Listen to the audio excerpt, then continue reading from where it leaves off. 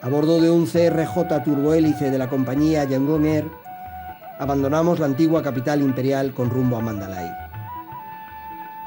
Nuestro ya amigo el río Ayeyarwady aparecía inmenso a nuestros pies, crecido con las lluvias de la pasada semana. Nuestra primera parada en esta provincia la hicimos en Amarapura, a solo 11 kilómetros de Mandalay.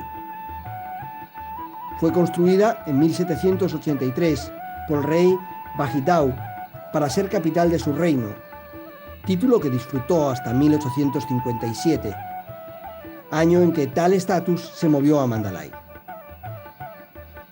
A día de hoy, lo más destacable en este aún precioso pueblo es su famoso puente Ublain, de más de 1 kilómetro de largo, construido hace 200 años completamente en madera de teca y que cruza el lago Tauntamán. Cualquier día, a cualquier hora, el puente ofrece escenas cotidianas cada día diferentes, pero siempre llenas de color y de vida.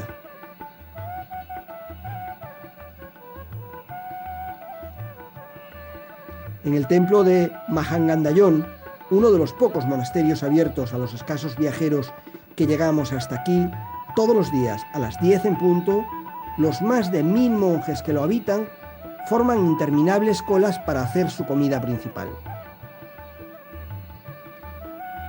Previamente a las 6 de la mañana han desayunado y ahora a las 10 en punto harán su principal y casi única comida. Cada día alguien, particular o corporación, hace donaciones de esta comida que los alimentará. Dentro del patio del monasterio todo está preparado. De un lado, las enormes tarteras, los voluntarios civiles y los monjes nominados se aprestan a repartir la comida. Tan pronto la campana del monasterio anuncia a las 10 de la mañana, comienza el gran desfile de monjes, completa y exclusivamente vestidos con sus túnicas rojas y su bol negro colgado del cuello. A paso rápido circulan delante de las personas que reparten la comida y con orden van penetrando en el interior de los comedores. La fila interminable no deja de correr y las tarteras se van vaciando. Mezclados con los monjes de rojo, también acceden monjes novicios vestidos de blanco. El arroz es la base de su comida.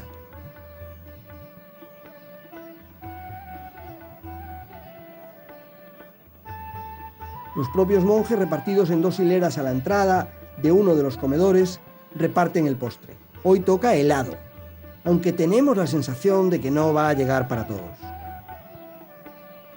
Tras pedir autorización, nos permiten acceder a uno de los comedores. Los monjes se iban situando en cuclillas delante de las largas mesas corridas. Sobre ellas había pequeños platos con albóndigas y otros tipos de comidas, de los que lentamente los monjes tomaban porciones que introducían en sus bols para complementar y dar sabor al arroz.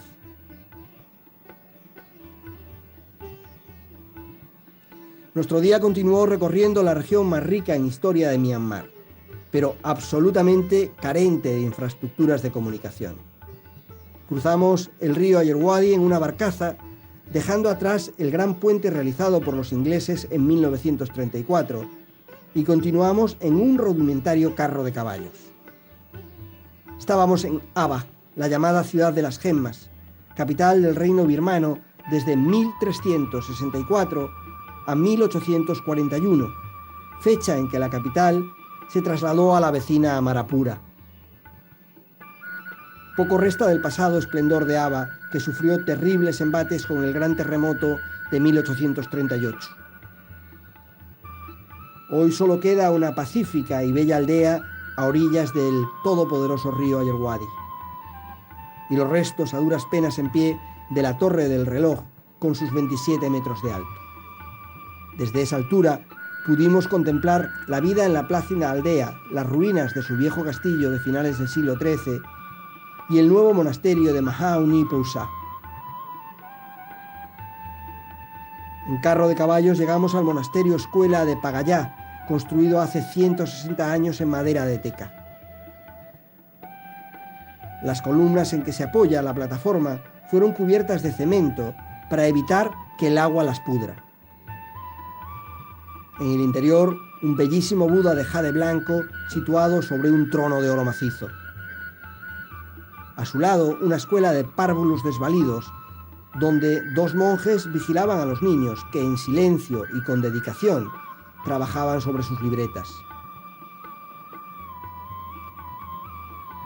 Pagayá se encuentra en un entorno absolutamente rural, completamente rodeado de agua y construido sobre altos pilares que le ayudan a librarse de las frecuentes crecidas del río, como ahora sucede. Próximos al mediodía, regresamos sobre nuestros pasos. Junto a un vendedor de pollos volvimos a tomar la barca hacia Mandalay. Nuevamente habíamos llegado a la civilización. Desde la terraza de nuestra habitación en el Mandalay Hill Resort contemplamos la colina Mandalay con su importantísima pagoda.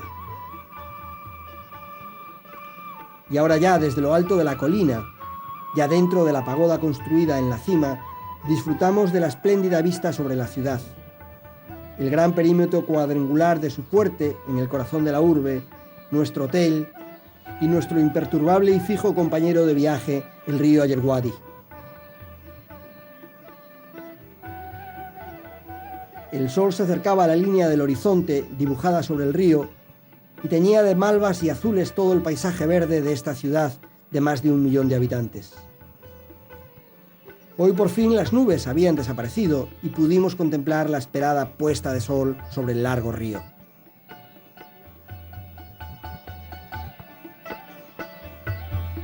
A nuestros pies la ciudad nos mostraba un barrio de viviendas unifamiliares y algunas de sus cientos de pagodas mientras el sol se ocultaba en el horizonte. A la mañana siguiente, tras hacer gasolina en uno de los cientos de mini gasolineras que pueblan el país, recorrimos nuevamente los 11 kilómetros que nos separan de Amarapura. En medio de pagodas, un monje y sus bueyes trabajaban la tierra. Hicimos una breve parada para conocer la llamada Pagoda de los 1000 Budas.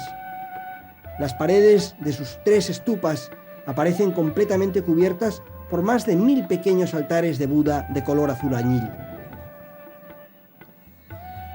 A orillas del lago Tauntamán, Amarapura desperezaba su mañana. Fundada en 1783, ostentó la capitalidad del reino solo durante 56 años. Las viviendas palafíticas de este pueblo sitúan a sus pies, sobre las aguas del lago, una lancha que les convierte en pescadores. Hoy en día todo el pueblo vive de la pesca, del naciente turismo o del comercio. Negociamos con uno de los pescadores para que nos permitiera compartir con él la mañana. Navegamos frente a la pagoda Kiauntwai-Ki. Frente a ella, varios colegas de nuestro barquero desarrollaban su trabajo cotidiano pescando con artes artesanales.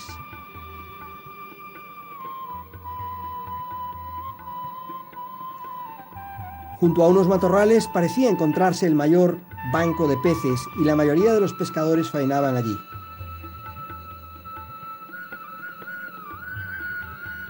Una y otra vez hacían girar sobre sus cabezas las redes circulares y las lanzaban sobre las aguas del lago, dibujando una gran circunferencia.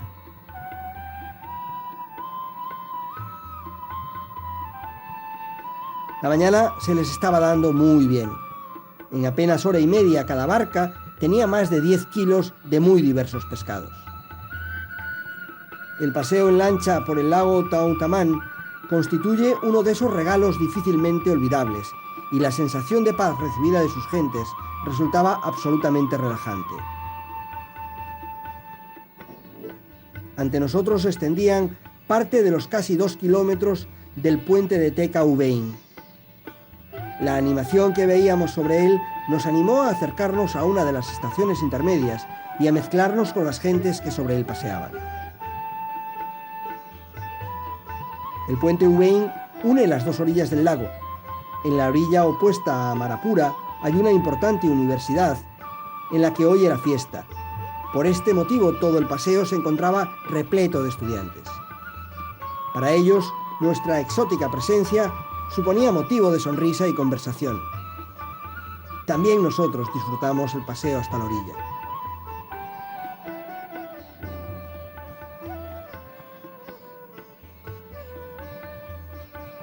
En el regreso a Mandalay pudimos ver esta original pagoda llamada Nagapaya o Pagoda del Dragón. Mandalay concentra el mayor número de monjes por kilómetro cuadrado de todo el sudeste asiático. Esta pagoda de Mahamunipaya es la favorita de los ciudadanos de Mandalay. Se construyó a finales del siglo XVIII para cobijar una imagen de Buda traída de Arakan, recién conquistado. Cada mañana se crea aquí una atmósfera increíble, con cientos de devotos lavando la cara de Buda, orando, ofreciendo varillas de incienso y añadiendo panes de oro a su imagen. Cerca de la salida, 2 monjas oraban con devoción. Famosa en todo el mundo budista es esta pagoda Kutudopaya, o del libro más grande del mundo. La componen 729 estupas individuales y cada una contiene una losa de mármol escrita en nepalí que forman un completo Tripitaka o código budista. Fueron escritas en el siglo XIX por 2.500 monjes durante 6 meses ininterrumpidos. El centro de Mandalay está ocupada por el fuerte y en su interior una mala reproducción del Palacio Real. Las murallas que lo rodean forman un cuadrado de 2 kilómetros de largo cada lado y constituyen lo único realmente original y atractivo del fuerte. Data de 1857 y está rodeado por un foso de 70 metros de ancho y 3 de profundidad. Hasta aquí Mandalay, segunda ciudad de Myanmar, 2 millones de habitantes y ya tocando el estilo occidental. En sus alrededores hemos visto todavía rural, con la más intrínseca manera de ser de la gente de Birmania, de la gente de Myanmar. Esta es la capital cultural. A partir de aquí nos acercaremos hacia Yangon y hacia nuestro camino final. Volábamos desde Jejo hasta Bagan, la antigua capital del reino de Myanmar. Desde el aire casi no podíamos creernos la estampa que se ofrecía. La mitad de la tierra parecía inundada, pero cuando nuestro pequeño CRJ de Air Bagan tomó tierra, el sol lucía y la temperatura no bajaba de los 30 grados. Cuando salimos del aeropuerto, la noche había tomado posesión del cielo de Bagan y la pagoda del Rey de Reyes brillaba iluminada. Nuestro primer día comenzó muy temprano, camino del viejo Bagan y su mundo de pagodas. 2 increíbles pastoras de cabras nos ayudaron a entrar en ambiente rápidamente. Con suma naturalidad daban cuenta de unos puros enormes mientras nos estudiaban con interés. A nuestro alrededor 2.500 pagodas parecían brotar sobre el verde del campo como si de árboles se tratase. Comenzamos por visitar la Kevinga, construida, como casi todas, en el siglo XIII. En las paredes del interior se narran las muchas tentaciones que Buda debió de superar en forma de bellas señoritas que se le ofrecían sin recato. Ajenos a su entorno y a sus grandes posibilidades, los campesinos y sus bueyes continúan cultivando cacahuetes, sésamo, algodón alrededor de las obras de arte. A día de hoy en Bagan, la agricultura sigue teniendo mayor peso económico que los ingresos por turismo. Quizás por eso la naturaleza, que es muy sabia, les proporciona hasta 4 cosechas al año. En una granja vecina, su simpático propietario nos invitó a conocer cómo obtienen aceite prensando cacahuetes con esta rueda tirada por un buey, y a que pudiésemos experimentar un poco.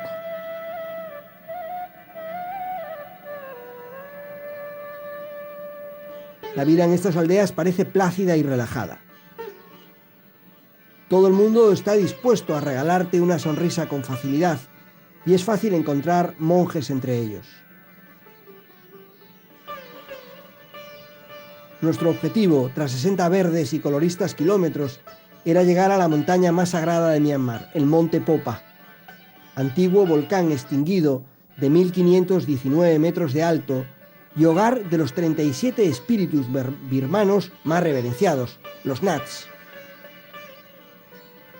Aquí habitan desde que en el año 1057 el rey Anaurrata, tras vencer al monarca Manuja, unificó el país e invitó a los Nats a que se establecieran aquí por sede permanente.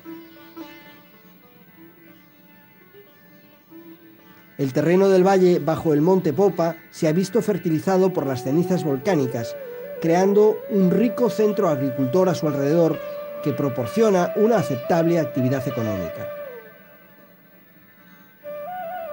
Al llegar a la base, la entrada aparece protegida por elefantes blancos y a partir de ahí comienzan los 777 escalones que conducirán hasta la cima del monte. Deberemos tener especial atención con las decenas de monos hambrientos y descarados que tratan de intimidar al viajero para conseguir comida. Mejor no prestarles mucha atención y continuar el camino.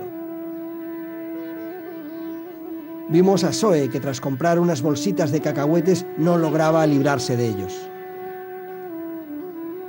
Como exigentes mendigos, con sus hijos a cuestas, parecían exigir su tributo para dejarnos acceder al templo. A medida que subíamos más, todo pareció calmarse. Frente a Buda, una estatua del gran religioso Movinga, de 130 años de edad, que vive en las montañas. Dicen que solo baja para atender a alguien que le haga una importante ofrenda. Llegamos al templo de los reverenciados Nats. Estableciendo una comparación con la religión católica, podría tratarse de unos ángeles protectores o espíritus sagrados, a los que solo algunos creyentes adoran, pero desde luego con los que nadie desea llevarse mal. Con todo respeto, en nuestra opinión, se trata de unas estatuas de un evidente mal gusto. En el siguiente tramo de escaleras vemos 7 Budas que representan los 7 días de la semana, aun cuando los budistas cuentan 8 días, dividiendo el miércoles en 2. De inmediato con sus 5 primeros discípulos, uno de los cuales predijo el día de su nacimiento y que él sería Buda. A partir de aquí, mala suerte, las intensas lluvias habían originado un desprendimiento que obligó a cerrar la escalera. Debimos regresar a la calle donde el legendario Bo-Menga sostenía una bandera budista. Con el ánimo de poder contemplar lo más cerca posible el templo budista en la montaña sagrada, tomamos carretera hacia la cumbre de una montaña de la misma altura, situada en paralelo a la cumbre. La postal resultaba realmente bellísima. 5 preciosas estupas situadas en la cumbre del monte Popa y rodeadas por unas murallas construidas en el borde del precipicio. Impresionante.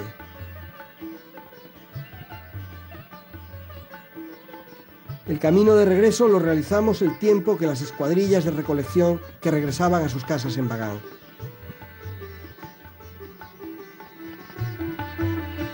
Esta imperial ciudad está formada por 3 partes: el viejo Bagan, el nuevo Bagan y el puerto de Niaoun-U. Hacia allí nos dirigimos montados ahora en un carro de bueyes. El tortuoso camino aparecía decorado con las más de 2.500 pagodas que convierten en única a esta pequeña ciudad. Al llegar a la orilla del mítico río Ayeyarwady, decenas de barcos se amontonaban en su orilla esperando viajeros para recorrer su cauce. La luz tenue del atardecer iluminaba el clásico crucero de la Orient Express, que efectuaba su llegada en ese momento. La actividad a lo largo del Ayeyarwady no cesaba. Llevamos 10 días en Birmania y ya hemos aprendido lo pegado que su pueblo se siente al agua. Como en Lago Inle, al atardecer, las gentes realizan en las orillas sus labores de higiene. Y todo a lo largo de su cauce, las pagodas y templos aparecen por doquier, dándole el valor que tiene al viejo y al nuevo Bagan. Ahora blanco mármol, más adelante amarillo oro. Otros viajeros nos habían hablado de lo increíble de las puestas de sol en este río, y esto fue uno de los motivos que nos había hecho venir hoy a navegar. El astro rey teñía de naranja las azules aguas del Ayeyarwady, mientras una barca de pesca surcaba su tranquilo cauce, al que aún le faltan 2.500 kilómetros hasta desembocar en el Golfo de Bengala.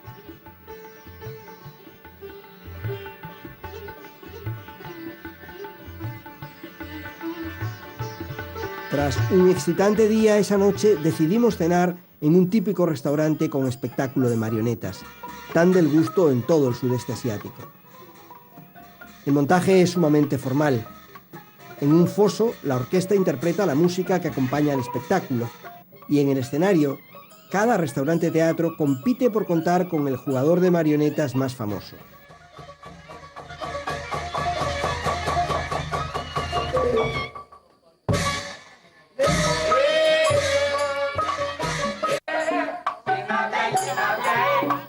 El teatro de marionetas proviene de la vieja China y se ha desarrollado por todo el sudeste asiático.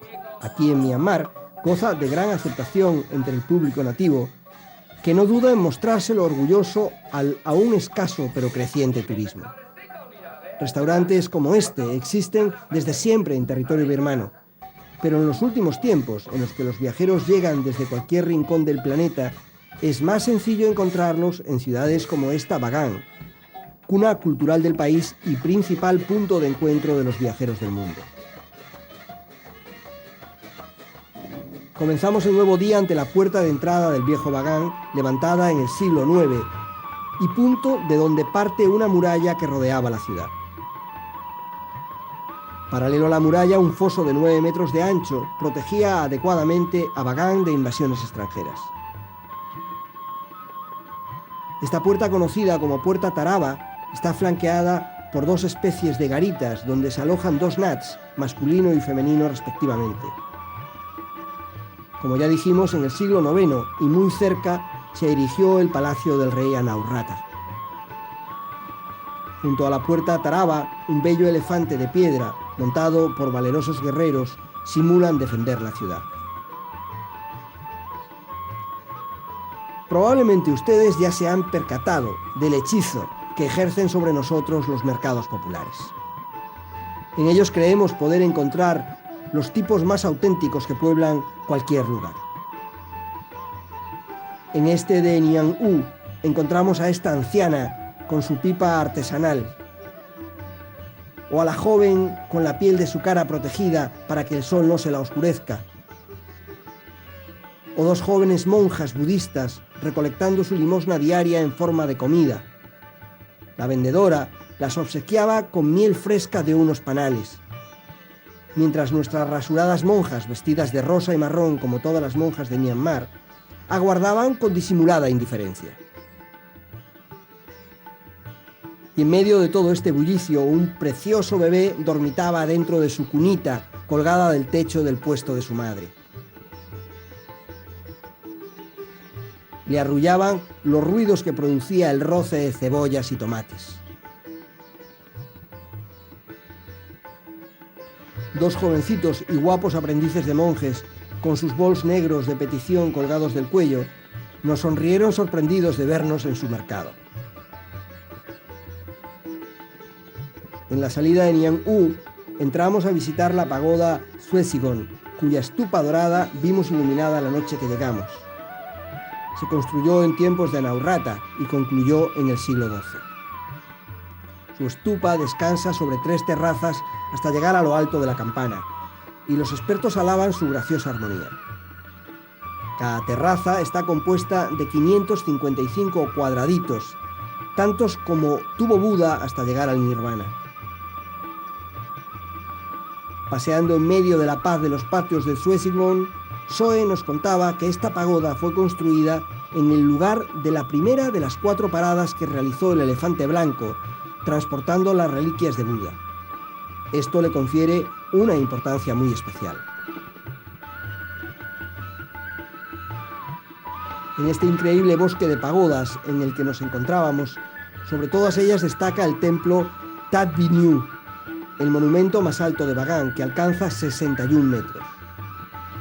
También data del siglo XII y destaca por estar construido en piedra grisácea, en lugar de roja como todos sus vecinos. En el interior de todas las pagodas encontramos al menos 2 estatuas de Buda en sus más clásicas posturas, la de enseñanza o la de oración. Ajenos completamente al tremendo mundo artístico-cultural en el que habitan, los campesinos nativos rotulan con sus arados y sus bueyes las tierras pegadas a los cientos de pagodas o templos que pueblan sus campos. El templo de Ananda, por sus dimensiones interiores, es el mayor de todo Bagan. Se construyó a principios del siglo XII. Se erige sobre una base cuadrangular de 53 metros de lado y la estupa tiene una altura de 51 metros. El interior está rodeado por pasadizos, con 4 grandes budas de pie en cada uno de los puntos cardinales de la base.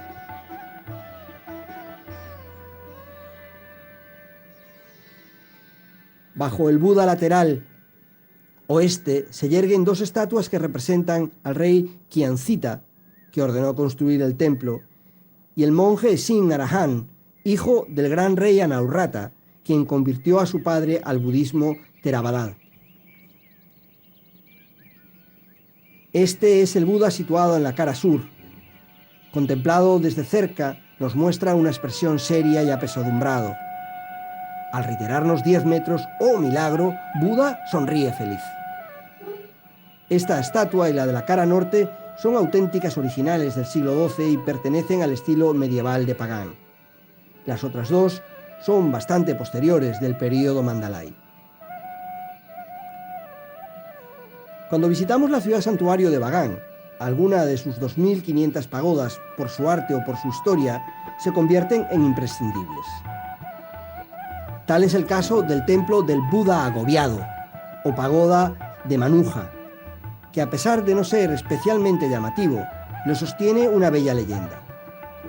Manuja era el rey Mon de Tatón, que sufrió la derrota y saqueo por parte del rey Anaurrata en 1059. Traído a Pagán en cautividad, cuenta la leyenda que se le permitió erigir este templo, con el que el depuesto rey intentó comunicar su sentimiento de opresión al estar prisionero.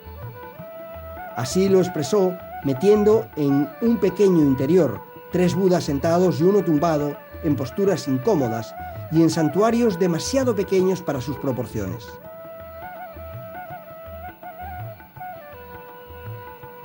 Se acercaba la hora de la puesta del sol y cual viajeros al uso se imponía subir a las terrazas de cualquier alta pagoda para poder disfrutarla. Desde que se prohibió trepar hasta la plataforma del templo Guadaupalín, la pagoda Suesandao, en la que nos encontramos, se ha convertido en el lugar favorito de viajeros para gozar de los ocasos en Bagan. Suesandao fue mandada a construir, como no, por el rey Anaurrata en el siglo XI, después del saqueo de Tatón, para guardar algunas reliquias budistas, de nuevo algún cabello del maestro. Consta de 5 terrazas, sobre las que se apoya una base octogonal, de la que se eleva una cúpula en forma de campana. Su central ubicación permite que desde aquí podamos disfrutar de la estampa de los principales templos. Nuestro horizonte era el río Ayeyarwady, en el que se centraban todas las miradas con la esperanza de que el sol venciese a las nubes y pudiésemos disfrutar de los dorados rayos del astro rey sobre las azules aguas del río. No sucedió exactamente eso, pero el espectáculo ofrecido gratuitamente por la naturaleza fue igualmente bello. Y llegó el día de abandonar Bagan, eso sí, con la mochila repleta de bellas imágenes y las ganas de volver. Sobre los campos de pagodas sobrevolaba un globo. ¡Qué fantástica sensación deberá ser contemplar Bagan como los pájaros! Intentaremos volver para probarlo. Tras encomendarnos a los Nats para que protegiesen nuestro camino, partimos hacia Chaintio y su roca dorada. Una vez llegamos a Kim Mon Camp, para ascender hasta la roca hay 2 alternativas: 5 horas a pie o media hora en el remolque de estas camionetas por una carreterita francamente alucinante. Sin dudas optamos por lo segundo. El recorrido resultó muy interesante por lo bonito del paisaje y lo exótico de la compañía. Al llegar a la última base de las camionetas, de nuevo debimos decidir: caminar hora y media por pendientes del 20% a 30 grados, o pagar $20 y que 4 fornidos muchachotes nos subieran en parihuelas. Venció la lógica y pagamos porque nos llevasen. Comenzamos con un cierto complejo de flojos, pero poco a poco comprendimos lo acertado de la decisión. Los 6 kilómetros del recorrido están repletos de puestos donde se venden ofrendas para el templo o comidas para reponer fuerzas los peregrinos. Al límite de la hora de la puesta del sol, llegamos a la entrada de la grande y divinizada pagoda Kyaintio y a la Golden Rock. Pronto tuvimos frente a nosotros la Roca Dorada y sobre ella la dorada estupa de tan solo 7,5 metros de alto, en delicado equilibrio sobre la colina, con un inmenso valle a sus pies. Kyaintio y su pagoda forman el punto de peregrinaje más popular de Myanmar, junto al Monte Popa. La zona ha estado hasta hace pocos años cerrado a los extranjeros, debido a la actividad de las guerrillas separatistas Karen. Hoy, peregrinos birmanos y de los países limítrofes llenan cada día y cada noche este recóndito lugar de oración. Realmente la superficie sobre la que se apoya esta gran roca es muy pequeña. Dicen que la fuerza de 3 hombres bastaría para lanzarla sobre el valle. Mejor no probaremos. A su alrededor son varios los altares donde los creyentes se reúnen para orar o para añadir panes de oro a la gran roca, y así durante toda la noche. A la mañana siguiente, en el camino de regreso, ahora a pie, fuimos acompañando por 3 monjes ceremoniales que regresaban tras una noche de oración. Les acompañamos durante unos minutos, caminando a su lento y ceremonioso paso. Si increíble es este país, más increíble es encontrarnos en Kyaintio, donde Jesucristo perdió la boina a 2 médicos del Meixueiro de Vigo. ¿Cómo estáis y qué porras hacéis aquí? Bueno, nada, nos animamos y nos lanzamos a la aventura. Pero llevamos poquitos días, este es el 4.º día y aún nos estamos adaptando, pero maravilloso. Un país impresionante. La gente muy amable, el tiempo es muy caluroso, pero bueno, se soporta muy bien. Y ahora nos pegamos una subida tremenda, estilo Cuestas de Vigo, pero un poco más para ver Como la calle Núñez, Es vamos. precioso, sí, como la calle Núñez, pero mucho más grande. Bueno, deseo que lo paséis muy bien. Nosotros terminamos en este momento nuestro viaje, nos quedan 3 días. Vosotros estáis en el 3.º o 4.º, volveréis. Nos quedan 13 y los disfrutaremos muchísimo. Nos volveremos a ver por Vigo. Muchas gracias. Espero que sí. Gracias. Junto a ellas y a un grupo de nativos iniciamos el regreso. Tras una breve parada a orillas del río Setán, en un pueblo especializado en el secado del pez gato, donde Zoe compró regalos para sus familiares, avanzamos hacia nuestra última etapa, Yangon. Llegamos poco después de que se hubiese ocultado el sol. Nuestro primer paseo nocturno fue por el entorno de la pagoda Sule, en el cruce de Mahabandola Street con la Sule Pagoda Road, el kilómetro 0 de Yangon y de Myanmar. En la misma plaza se encuentra el ayuntamiento de la ciudad y una importante mezquita.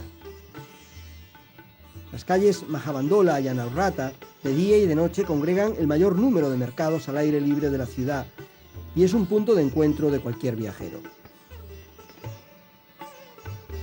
Tras un paseo por el barrio indio, nuestro compañero birmano nos llevó a cenar a uno de los pequeños restaurantes con música en vivo que frecuenta con sus amigos. El estilo era un poco años 80, pero resultaba muy agradable.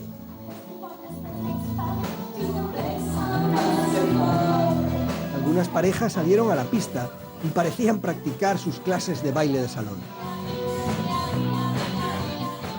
Nuestra última jornada en Myanmar comenzó con las primeras luces del día. nos desplazamos hasta el People Park para poder respirar el ambiente que cada mañana se crea en el entorno de su símbolo más venerado, la Shwedagon Pagoda. Aquí los comerciantes nunca cierran sus establecimientos porque día y noche no cesa de ir y venir. Monjes, monjas y fieles creyentes de todo el país, pero sobre todo de los más de 4 millones que pueblan Yangon, acuden cada día a este gran conjunto de templos, sin duda el más reseñable de la antigua capital y quizás de todo el país, al menos en número de visitantes. Justo en la entrada principal, bajo un árbol de Buda, aparece Buda orando y una recreación de la escena del nacimiento de estas creencias. La historia de esta pagoda se remonta a 2500 años. Cuentan que fue construida por 2 hermanos mercaderes que recibieron en India 8 pelos y ropas de Buda y el encargo de construir en Birmania una pagoda donde guardar el tesoro. Construyeron la Shwedagon, encerrando en lo más profundo del centro tan preciadas reliquias. El paso de los años y los siglos ha ido aumentando y transformando más y más el recinto, y a día de hoy es probable que lo más antiguo que aquí se encuentre no supere los 2 siglos. A lo largo de todo el perímetro existen unos altares dedicados al dios de cada día de la semana. Pudimos ver en estas imágenes el rincón de Marte, que está siendo muy atendido, el del miércoles, con un elefante como animal sagrado, o el del viernes, representado por un cerdo. También el ave mitológica Garuda representa al domingo, y así cada día de la semana. A lo largo de todo el recinto, centenares de fieles oran todo el día. Continuamente, sus cánticos salen de cualquier capilla y nos acompañarán durante toda la visita.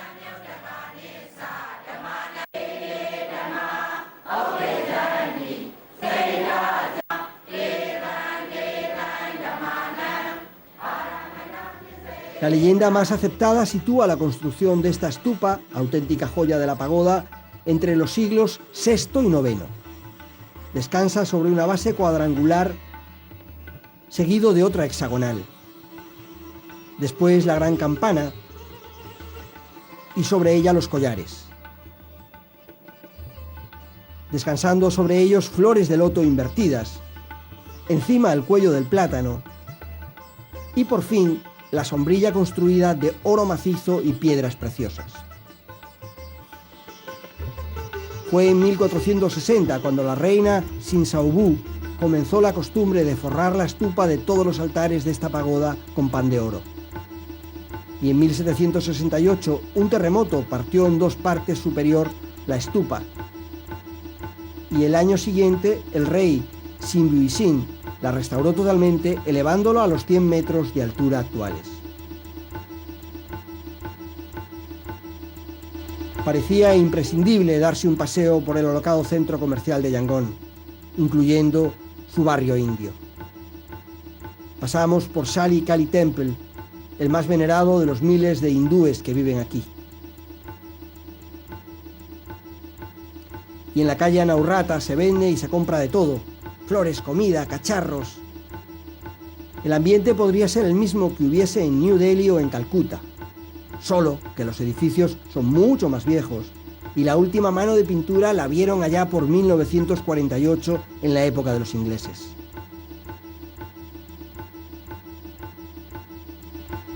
Esta última casa, con verdes balcones, nos da una idea muy aproximada de la realidad urbanística actual en la mayor ciudad de Myanmar.